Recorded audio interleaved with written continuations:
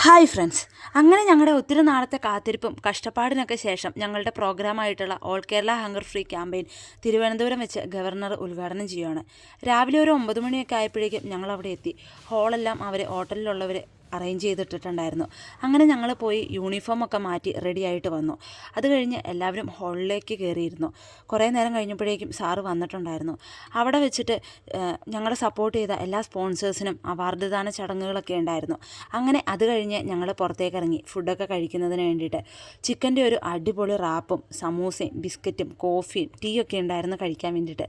ഞങ്ങളെല്ലാവരും നന്നായിട്ട് വിശന്നായിരുന്നു ഇരുന്നത്. കാരണം രാത്രി 2 മണി ആയപ്പോഴേക്കും എല്ലാവരും പോകുന്നതാണ്. അങ്ങനെ അവിടുന്ന് ഫുഡൊക്കെ കഴിച്ച് ഞങ്ങളവിടെ ഹോട്ടലിൽ നിന്ന് കുറച്ച് ഫോട്ടോസും വീഡിയോസൊക്കെ എടുത്തു. അതൊക്കെ കഴിഞ്ഞിട്ട് ഞങ്ങൾ തിരിച്ച് ബസ്സിലേക്ക് കയറാൻ വേണ്ടിയിട്ട് കുറച്ച് ദൂരം നടക്കാനുണ്ടായിരുന്നു. അങ്ങനെ ഞങ്ങളെല്ലാവരും കൂടെ അവിടുന്ന് ഇറങ്ങി ബസ്സും വെയിറ്റ് ചെയ്ത് നിൽക്കുമായിരുന്നു. അങ്ങനെ പോകുന്ന വഴിക്ക് ഞങ്ങൾ ബിരിയാണിയൊക്കെ കഴിച്ച് ബസ്സിൽ കയറി കുറച്ച് നേരം പാട്ടൊക്കെ ഇട്ടിട്ട് തുള്ളലൊക്കെ ആയിരുന്നു പരിപാടി.